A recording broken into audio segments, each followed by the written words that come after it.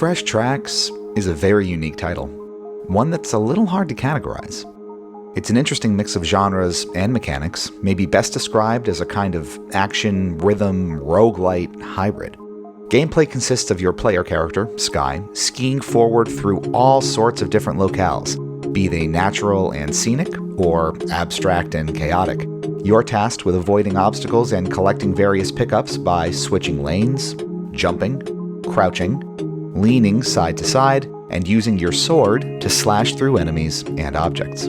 As you'd expect, the centerpiece of the game is its soundtrack, so essentially everything you see and do is built around the specific tempo, flow, and vibe of each of these original compositions. In-game actions sync up to the music if you're playing well, so everything you do should be pretty much right on beat with whatever's playing, and it's these moments where the game shines brightest. Once you wrap your head around its unique control scheme, it's a pretty striking experience when it all clicks for the first time. You settle into a kind of flow state where maneuvering doesn't just feel natural, but actively adds to the immersion, and it's an exceptionally engrossing experience. Collectibles and sword strikes pitch up and down to match the music, movements flow in time with the driving beat. It's wonderful. Imagine the pinch of satisfaction you feel when one of your car's chimes matches the notes of the song you're listening to, or when your turn signal syncs up with the tempo, you know? Now stretch that feeling out into a full game, 4 or 5 minutes at a time. Much of this happens in the game's journey mode, which is essentially its main campaign. Here, you ski through an increasing number of stages and seamlessly flow from one to the next. As you progress through these stages, you collect charms, which improve your run with buffs like more jumps or extra rhythmic uses. We'll talk about that later. And they stack over time as you collect more of the same power-up. You can also purchase charms individually from merchants that you stop at along the way, using collectibles called whispers that you pick up during gameplay. Journeys get progressively longer as you defeat bosses and open up new areas, and this is perhaps the biggest source of frustration because they're an all-or-nothing affair. If you run out of health even once, even at the very end of the last boss fight, you start back at the very beginning of the run. And though there are shortcuts that help cut down on how much you need to replay, that grind can start to get repetitive as early as the completion of the first boss. You also lose all of the charms you've amassed up to that point, and you'll need to recollect them by working your way back to and completing the same song you lost them in. Even with a choice of which path to travel down, songs and locations will start to repeat on you pretty quickly if you find yourself struggling with particular sections or fights. And that will happen at some point because the game is often harder than it looks. In addition to a game-wide difficulty setting, each track has its own set of difficulties, cleverly graded just as ski slopes are. Green, blue, black diamond, double black diamond, etc. This dials up the number of obstacles and challenges you'll face throughout a song, as well as how quickly you'll need to react to what's coming next, and that comes with its own issues. It can be tough to see what actions are coming up, sometimes intentionally, sometimes not, especially where leaning is involved. The light poles that collectibles sit on don't stand out super well from each other. That's an example.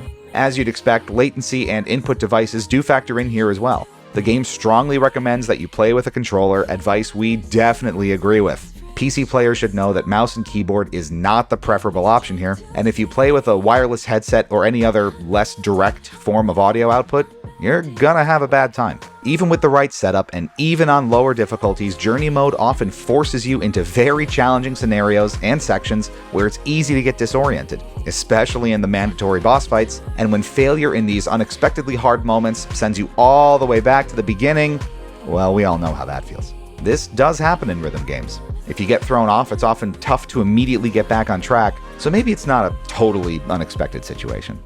The game does soften these blows a bit, though. In addition to all the aforementioned mechanics, you have a companion character called a Mythic with you, who narrates your journey through each stage. Defeating them in boss stages unlocks them for use in future stages, and each one of them has a distinct impact on gameplay. One makes health easier to find during levels, for example, while another grants you a revive if you die. They also unlock different swords with unique rhythmics, a powerful boost of healing or invincibility you have to charge up by slashing through things. They have a lot to say as well, serving as the main conduit for some surprisingly deep world building and storytelling. Each mythic has their own unique narration and perspective on the events of a stage, so there's incentive to go back to completed stages with a different mythic and hear something new. It also helps that the voice acting is really quite good thanks to solid direction and a pretty accomplished cast, one that includes the legendary Peter Stormare. It's not all tied to journeying though. A separate mode called the Lark is where you can play through and practice individual songs at your leisure, though very little is immediately available to you. Each track needs to be unlocked by first encountering it in journey mode, then spending what look like little pieces of candy called echoes that you also collect in that mode. The Lark gives you more opportunity to focus on the actual environments you ski through, which are simply fantastic. The visuals are pretty stunning. Not the most detailed in the world, but gorgeously presented through soft texture work and striking lighting. Pretty much everything in this world glows. As you've certainly seen by now, even the most chaotic and busy stages sync up pretty much perfectly with the soundtrack, which encompasses multiple genres, from EDM and metal to Disney-esque show tunes, though the electronic ones do generally fit the overall vibe of things most naturally. In these moments, the game leans heavily into its mystical, almost ethereal side, and it does so in a really captivating way. Winter sports games will do this from time to time. The mountain stories in Steep and their almost reverential take on the mystique of the mountainside, for example, but it's particularly immersive and effective here.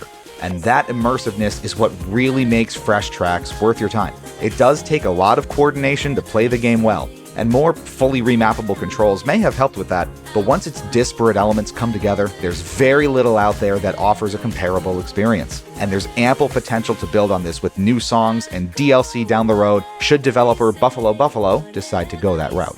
One of the joys of exploring the indie game space is finding titles with genuinely novel concepts that nail their execution, and that's exactly what this game does. So when you put it all together, Fresh Tracks gets 4 Gloobies out of 5. You're in for one of the most creative and engrossing rhythm games we've seen in quite some time, and it's an easy one to recommend. Fresh Tracks is available on PlayStation 5, Xbox, Series X and S, and PC. This review was conducted on PC and Steam Deck via a review key provided by the publisher. Thanks so much for watching. Stay fresh, cheese bags. We'll catch you back here real soon.